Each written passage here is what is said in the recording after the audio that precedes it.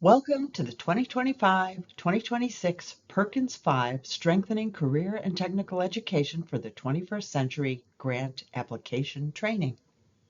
My name is Amy Samet. I am a Grant Negotiation Supervisor.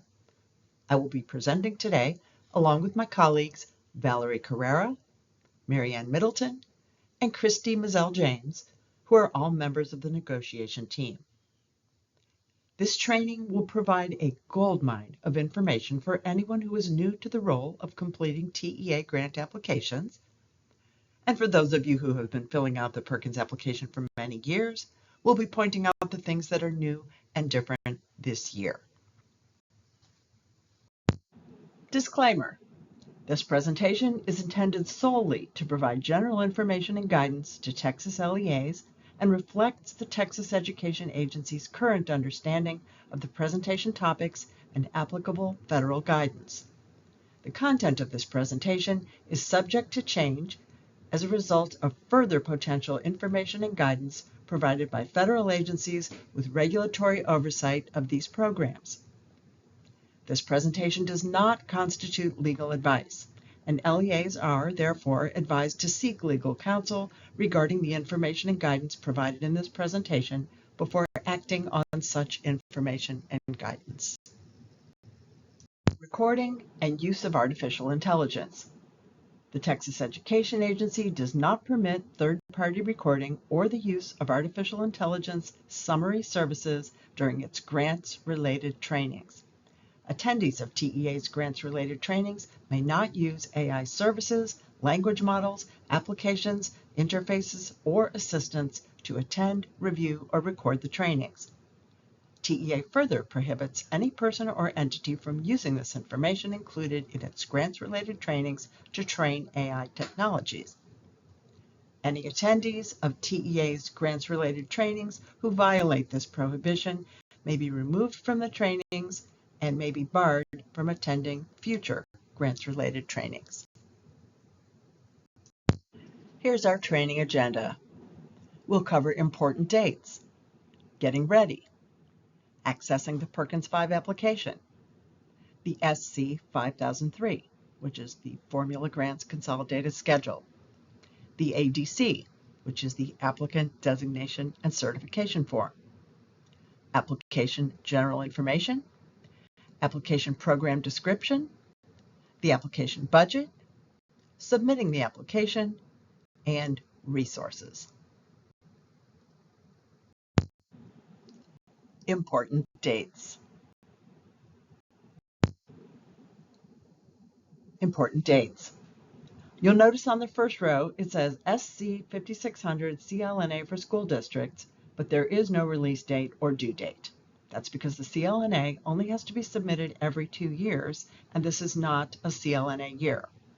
However, if you are a brand new school, or if you're changing your designation, it will be necessary to complete a CLNA or revise the one you have in place. More on that later. The SC 5003 opened on May 1st. It's due September 3rd.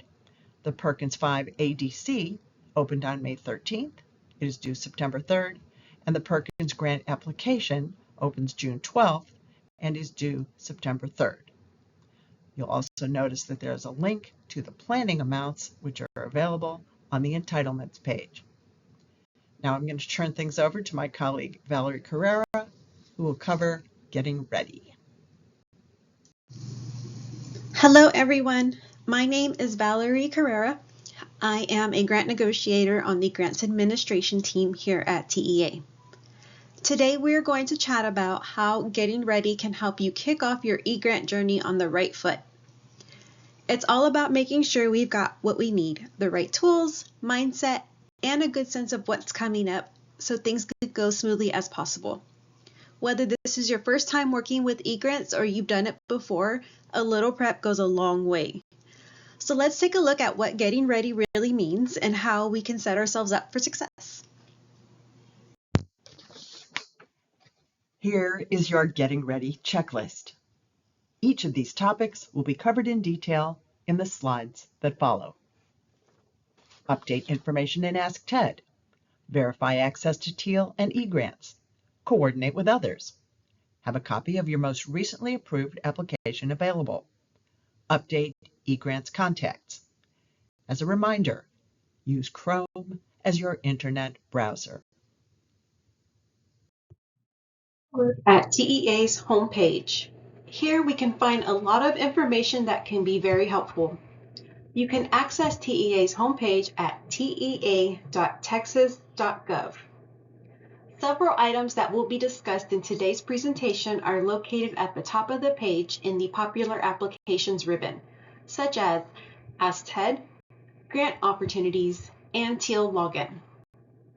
Also, please be sure to take note of the Finance and Grants tab in the middle of the page. Hover over that tab and you'll be able to locate more information about grants and grants administration. Let's start out by looking at AskTED. Once you have selected the AskTED link, it will take you to the AskTED webpage or Texas Education Directory. Once you are on this page, you can search for and review your district and campus information. Please make sure to check and update campus information if needed. Check and update campus grade span.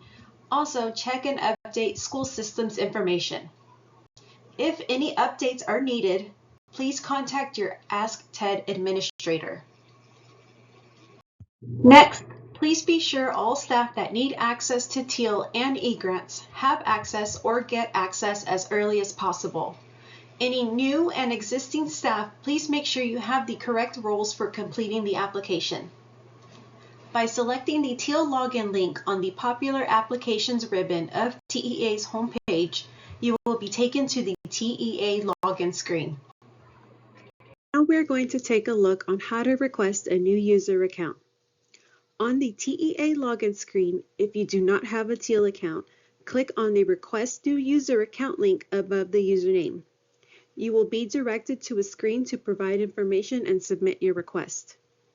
If you already have an account, this is the screen where you will log into TEAL and access eGrants.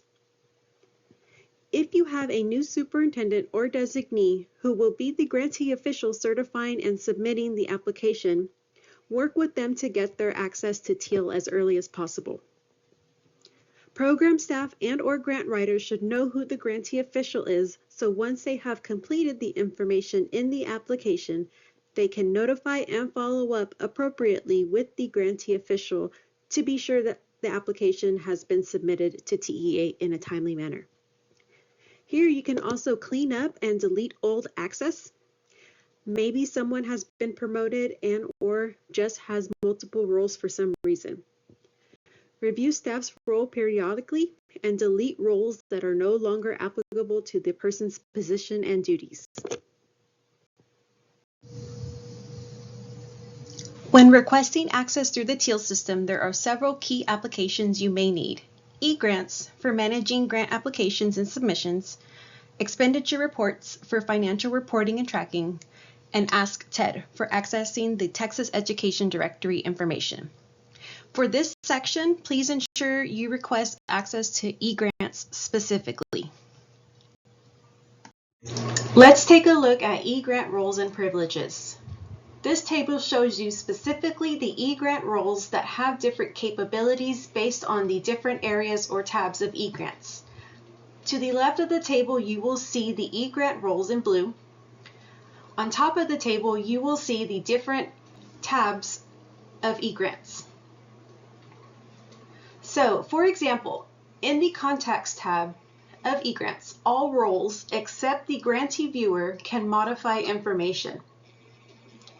Another example, if you are in the Special Collections tab working on the SC 5003, only the grantee official or grantee manager can submit changes.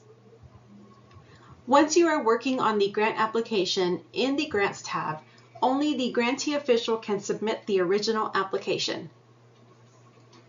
If you need assistance in identifying the proper role, contact the TEA grant negotiator assigned to your region. We will provide more information on how to contact your negotiator when we get to the Grant Resources section. When requesting access to eGrants, the correct CDN and vendor ID number will be needed. The vendor ID number must be 10 digits.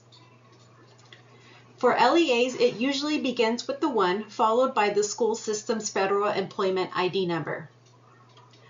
For a few charter schools operated by a university, the ID number usually begins with a 3 followed by the school system's federal employment ID number. The same 10-digit vendor ID number is also used to access ER for payment requests. When you are getting an early start on the Perkins application, you will want to coordinate with others who will aid in completing the application. Collaborate with ESSA and SPED staff members who also have a stake in completing the contacts information and the SC 5003. We will discuss this more in a moment. Work with business office staff to be sure items budgeted in the application are properly coded. For example, knowing your school system's capitalization level is key for properly budgeting supplies and capital outlay. Knowing your school system's capitalization level may help to avoid amendments later in the year. You will want to work with those involved with needs assessment and properly document activities in the grant application. For fiscal agents, begin communicating and setting up agreements with member districts.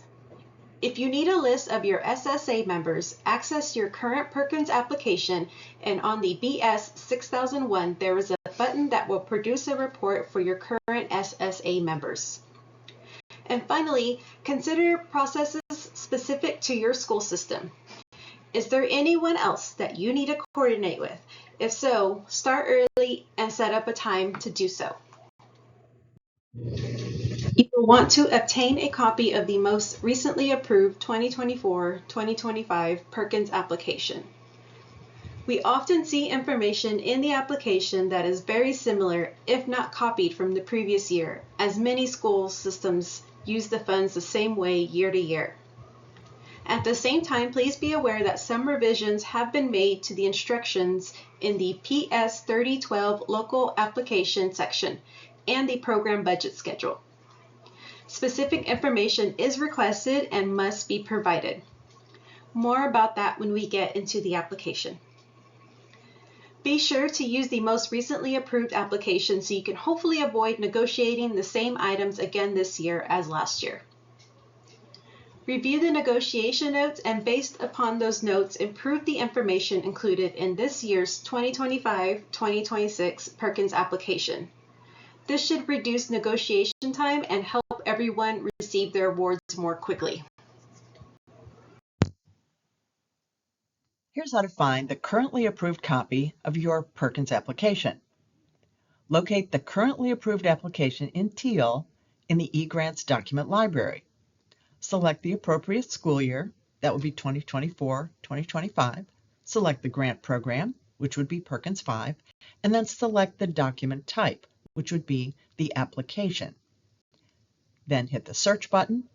That should open your currently approved application. Updating eGrant contacts. You do not need to wait until the grant application is launched by TEA to update the contacts information in eGrants. This tab is available to update at any time. Please remember that this is not just for Perkins. Information in the Contacts tab includes ESSA and SPED contacts. Please be sure to include the grantee official who will be certifying and submitting the SC 5003, ADC, and grant application. Also, you'll want to include the primary and secondary contacts for your Perkins application, as well as others who may submit negotiation responses for the original and/or amendments. If you need to add, edit, or remove a contact, you can do so by clicking the Contacts tab at the top left of the page. Once clicked, you will see the Add, Edit, and Remove buttons at the bottom of the screen. Once you have clicked the Add button, you will be prompted to enter the new contact's information. There is also a video with step-by-step instructions on how to add, edit, and remove contacts on the TEA website under Grants Administration. We will now look at accessing the Perkins application.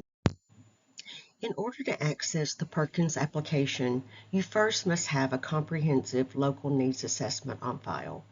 The SC 5600 can be found under the Special Collections tab.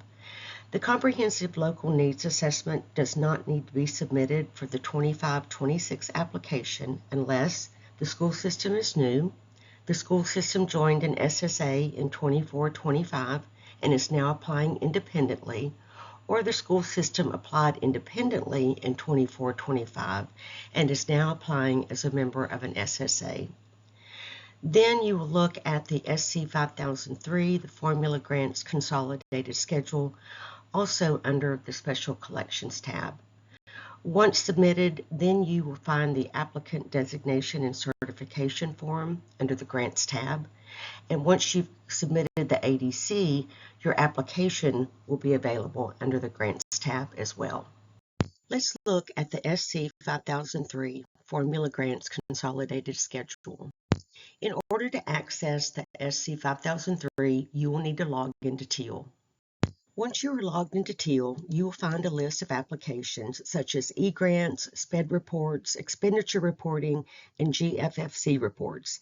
In the egrants application section, select the egrants role that will permit you to work on the Perkins federal application. For example, school system staff may have grantee viewer role and grantee manager role. The viewer role will only allow you to look at the contact list, but the grantee manager role will permit you to edit the contact information. Once in egrants, enter your county district number in the box located on the top right corner of the screen. The SC in SC 5003 stands for Special Collection. Therefore, you will find SC 5003 under the Special Collections tab.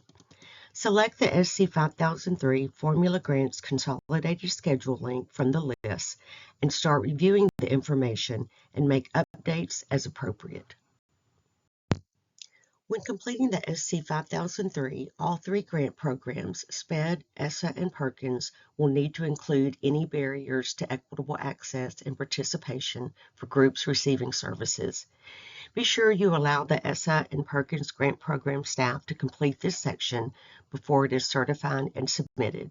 It is acceptable to select no barriers.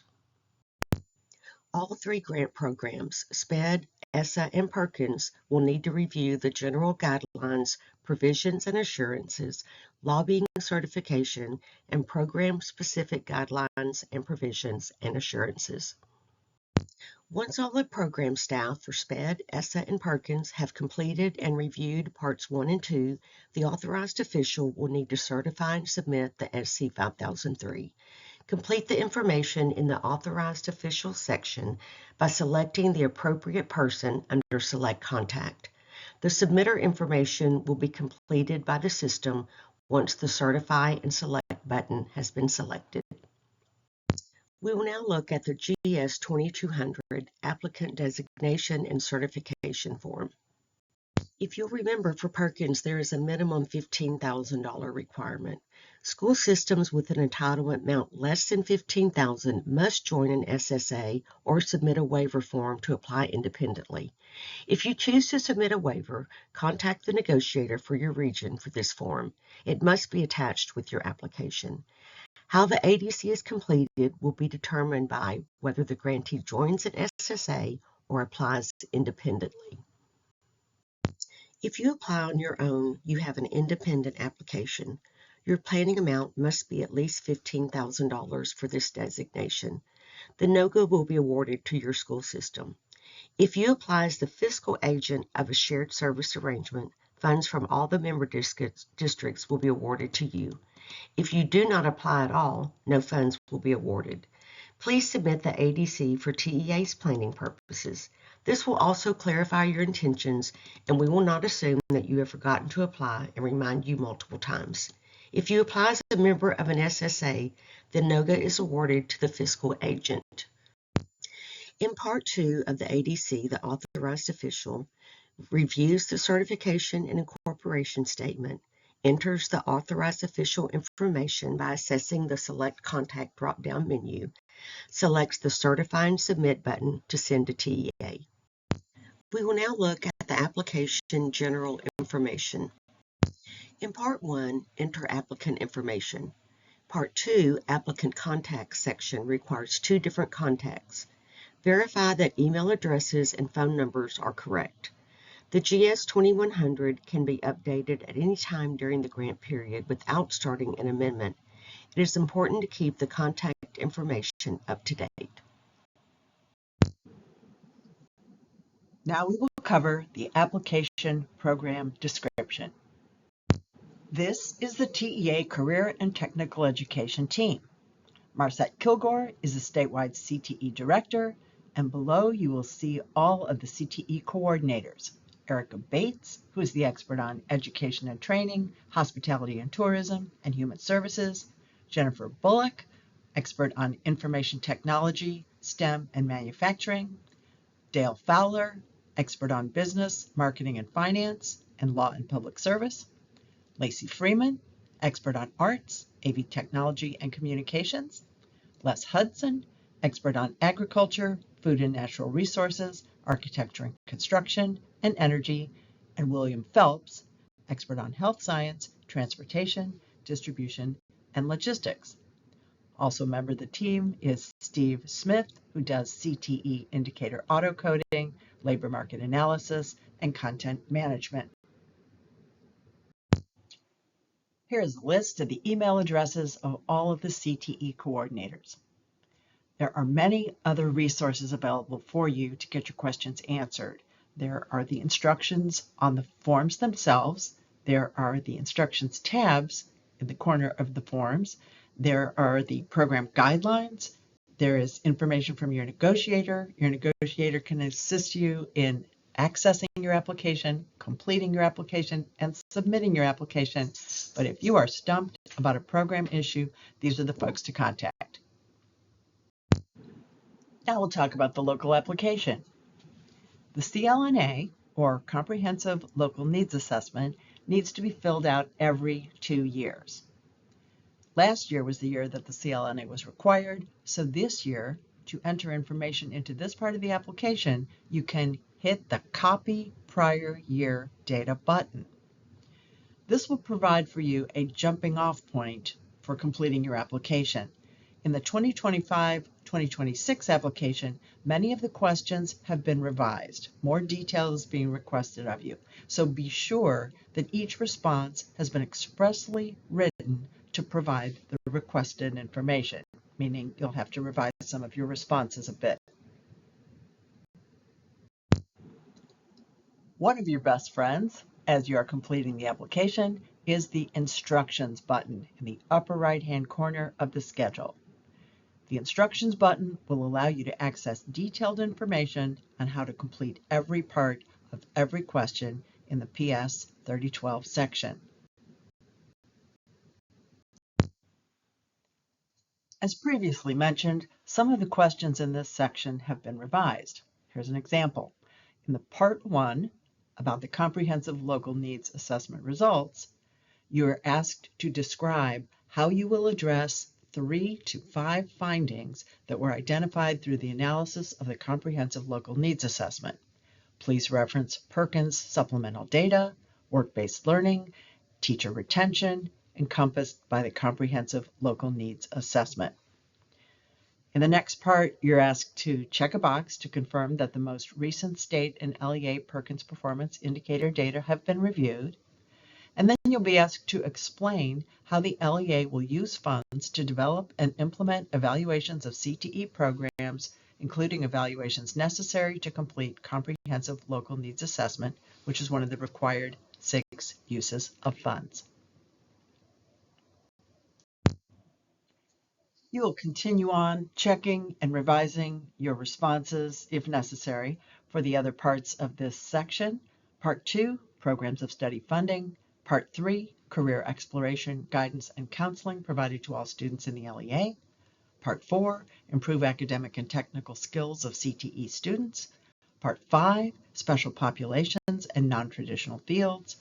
Part 6, Work-Based Learning Opportunities. Part 7, Post-Secondary Credit. Part 8, Recruitment, Retention, and Training. And Part 9, Performance Gaps. Know that any point along the way, you can hit Save. This will produce a list of errors that will appear if the application has not been completed correctly. The Save button is another one of your best friends. Once you hit that, you'll know what you need to correct before you can move on. Work on the PS 3012 can be saved and completed at a later time. Don't feel pressured to do it all in one sitting. Also know that narratives are required. Do not include web addresses in the response field as a substitute for narratives. And ensure, once again, that the responses are appropriate for this year's revised questions. As I mentioned on the last slide, if you hit the Save button, you will get a list of errors. You can also access a list of errors by going to the Table of Contents page. Select this icon, the green triangle, and a list of errors and warnings will appear. All errors must be corrected prior to the submission. Warnings are different. Warnings advise the applicant that there is a potential issue that may need to be resolved, but the system will not prevent the applicant from submitting the application. So don't panic if you see warnings. Don't panic if you see errors either, but errors must be corrected prior to submission. Next, we'll talk about the PS 3350 Accountability Part A. Perkins 5 Performance Measures. For each performance measure, data is provided from the 2020-2021 school year, the 2021-2022 school year, and the 2022-2023 school year. And on the right are two columns. The headings on those two columns are very tiny. That's why I'm going into more detail here. The first one is explain why the actual percentage for 2022-2023 was less than the statewide target percentage. The next column heading is describe strategies the LEA will use to improve CTE performance. If the columns on the right are grayed out, they do not have to be completed. If the columns on the right are not grayed out, a response is required. In the first column, you'll explain why the actual percentage was less than the statewide target percentage, and in the second column, you'll describe strategies the LEA will use to improve CTE student performance. You don't need to have a long explanation or a long response. Just be sure you provide an appropriate response that does address the issue. In Part B of the accountability section, you'll be asked to describe district programs that are designed to enable students in special populations and students from different races, ethnicities, and genders to meet Perkins performance targets. You'll also be asked to describe the process that will be used to evaluate and continuously improve the district's performance. Hi, my name is Christy Mazzell James. I'm a grant negotiator at TEA. I'll be discussing the application budget. BS 6001 Program Budget Summary and Support. The BS 6001 is the first budget scheduled to complete. All applicants must complete the BS 6001. The left side of the slide shows a screenshot of the BS 6001. Part 1 of the BS 6001 shows the applicant's entitlement amount. The entitlement amount is auto-populated on the line that the red arrow is pointing to, the line called Total Funds Available. Remember that for the Perkins, there's only final amount. There is no carryover. Reallocations will be entered by TEA when available. Moving to Part 2 Budget Summary. In Part 2, you will be able to allocate amounts into class object codes. The class object codes are listed within the red bracket, lines 2 through 8. The class object codes are payroll cost, professional and contracted services, supplies and materials, other operating cost, debt services, capital outlay, and operating transfers out. Also, down below on line 9, you can budget for indirect cost. In this example, the applicant has budgeted $5,000 on line 2 for payroll cost. Then on line 3, $50,000 is budgeted for professional and contracted services. Skipping down to line 6, debt services. No amount is budgeted. When no funds are budgeted, leave the field blank. Do not enter a 0.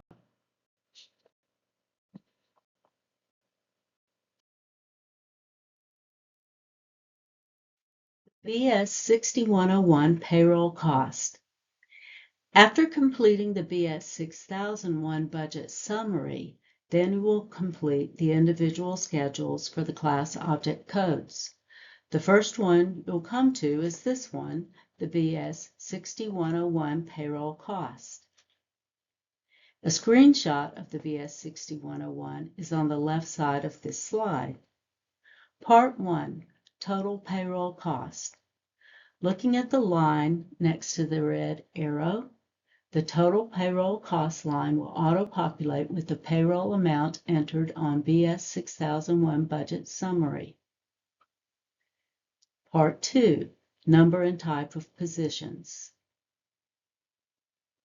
Section A.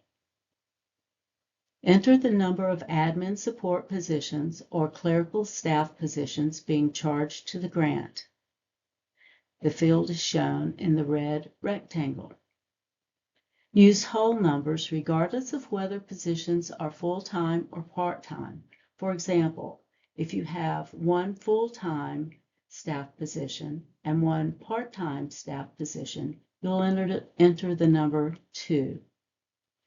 Do not enter a dollar amount in this field.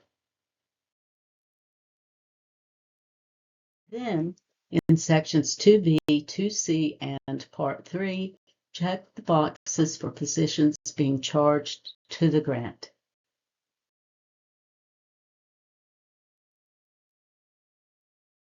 The BS 6201 Professional and Contracted Services. A screenshot of the BS 6201 is on the left. Part 1. The total professional and contracted services cost line, indicated by the red arrow, will auto-populate with the class object code amount from the BS 6001 budget summary. Line 1 of Part 1 is for budgeting rental or lease of buildings or space in buildings for long-term office space or use. Line 2 is for budgeting professional and consulting services. Renting temporary space for trainings or meetings is budgeted on the line just above the red arrow, the line entitled Remaining 6,200 Costs That Do Not Require Specific Approval. For more information about correctly budgeting line items, see the Budgeting Cost Guidance Handbook. The handbook can be accessed by clicking on the link at the bottom of the blue box or by going to the Grant Resources page on the TEA Grants Administration website.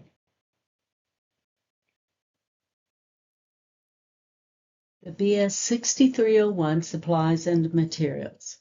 There is no BS 6301 support schedule on the Perkins application. Supplies and materials do not require specific approval. Simply budget the amount on the BS 6001 budget summary. Amounts budgeted in BS 6301 may be larger this year than in previous years, since the federal capitalization level for equipment has been raised from $5,000 to $10,000 per unit acquisition cost. I will discuss that further in the BS 6601 capital outlay slides. The BS 6401 Other Operating Cost. A screenshot of the BS 6401 is on the left side of this slide. This category of costs is for other operating costs such as travel for employees and students, educational field trips, and publication and printing costs. Now looking at the schedule, line 1 is for out-of-state travel for employees. The LEA must keep documentation locally. I'll discuss where to get that documentation at the end of this slide. Line 2 is for travel for students to conferences. There again, LEA must keep documentation locally. Line 3 is for educational field trips. LEA must keep documentation locally. Lines 4 through 7 are grayed out and are unallowable for this grant.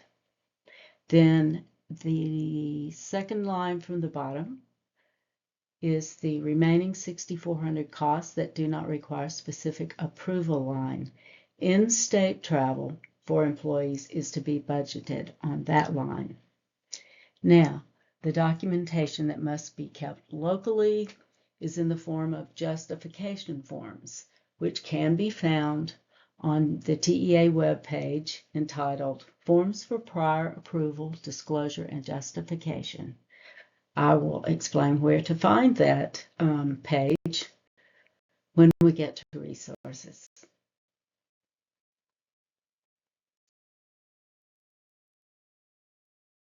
The BS 6501 Debt Services. This schedule is for subscription-based information technology arrangements, SBITAs, with terms greater than 12 months. SBITAs are an allowable cost in the Perkins 5. Capital lease liability cost, lines 3 and 4, are not allowable. The instructions, which can be very helpful on this schedule, can be accessed via the instructions button, the top right corner of the schedule.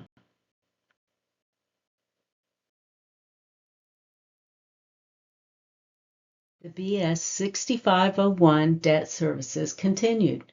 This is a screenshot of the BS 6501.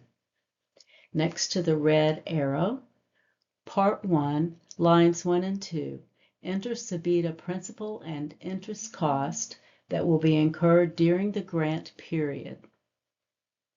Then in Part 2, description of SBITA. Enter the total principal cost reflected on the contract for all years, the life of the contract, excluding interest. Also, enter the beginning and ending dates of the contract.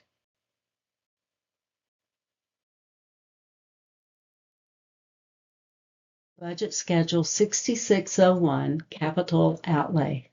What is capital outlay? Capital outlay includes equipment and capital assets.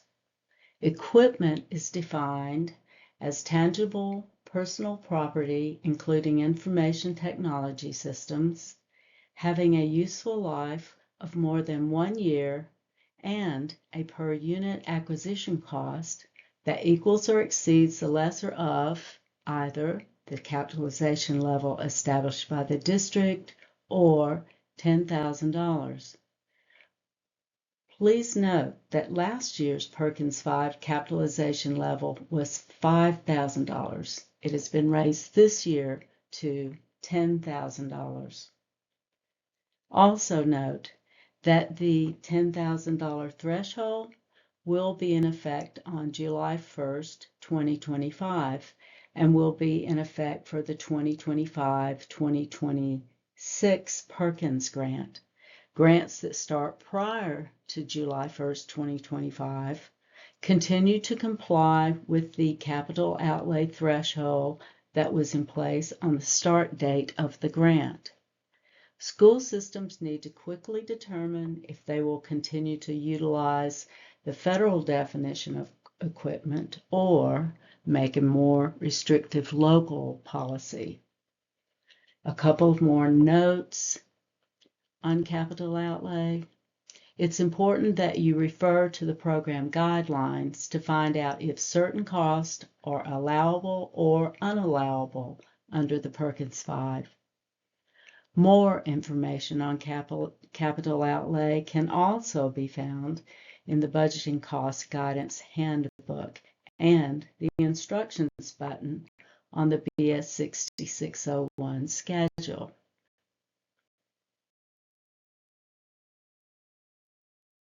The BS 6601 capital outlay continued.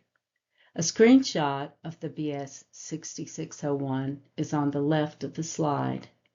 Remember that all capital outlay requires specific approval.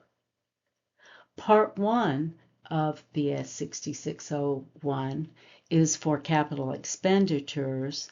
Part 2 is where you would itemize furniture, equipment, vehicles, or software. Looking at Part 1. Across from the red arrow, the total capital outlay cost line auto-populates with the amount entered on the BS 6001 budget summary. Then you can allocate funds on lines 1, 2, and or 3. Line 1 is for library books and media. Line 2 is for capital expenditures for additions, improvements, or modifications to capital assets which materially increase their value for useful life. These are not ordinary repairs and maintenance. Line 3 is for furniture, equipment, vehicles, or software. And if you enter an amount on line 3, you will need to itemize in Part 2. Part 2, furniture, equipment, vehicles, or software. When filling out lines for your various items, please remember no brand names or vendors in the field entitled generic description, and then you will need to enter the number of units to the right. The grayed out area is not to be filled out. And as you fill out this, keep in mind the new capitalization level is $10,000 or the capitalization level established by the district. If you need extra lines in this itemization part, you can use the Add Item button.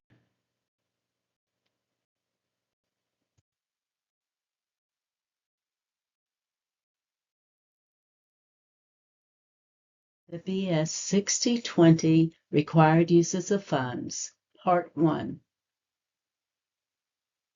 The Perkins grant requires that funds be used for the purposes listed on this schedule. Use this schedule to show how you will apportion funds among programs that fulfill the required uses.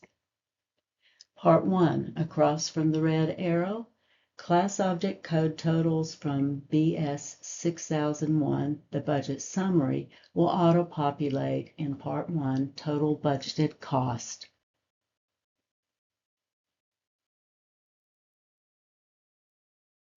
The BS 6020 Required Uses of Funds, Part 2.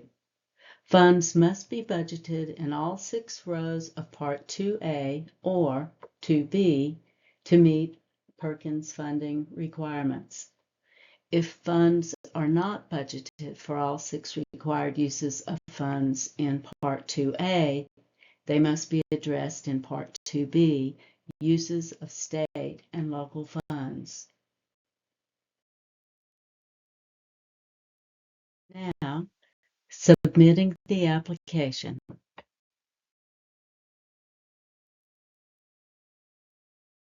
Submitting the application, Step 1. The Certify and Submit button will become available on the Table of Contents page when the status of all schedules reads Complete. Remember, the application due date is September 3rd, not too far away.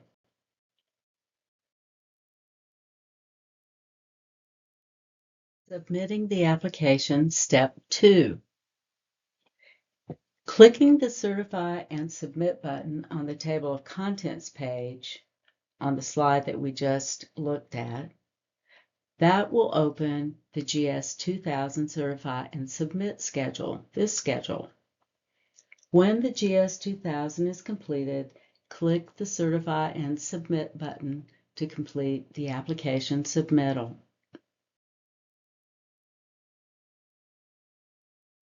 Resources.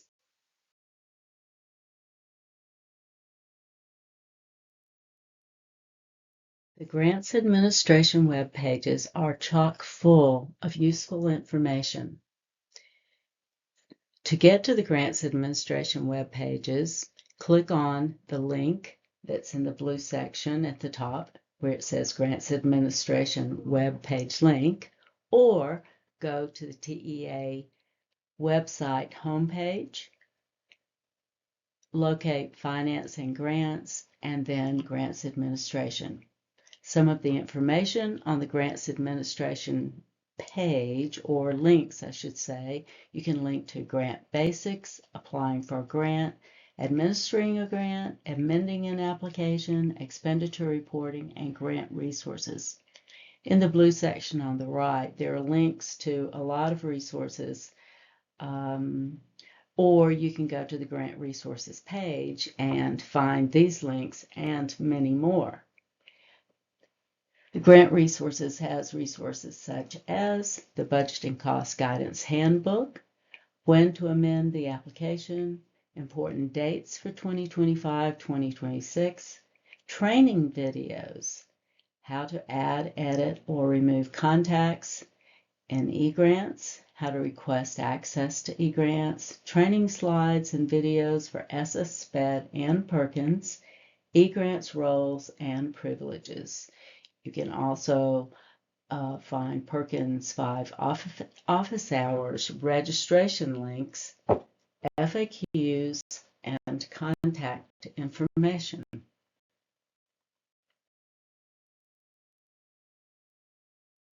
Division contacts. This Grants Administration Division Contacts page can be found on every page of the Grants Administration web pages. For general grant-related inquiries, you can email grants@tea.texas.gov. There's also a division phone number listed on this page. Then you can see the grant negotiators' names, the regions that we serve, our email addresses, and our phone numbers. At the bottom of the page, there are expenditure reporting, contact people, and other information.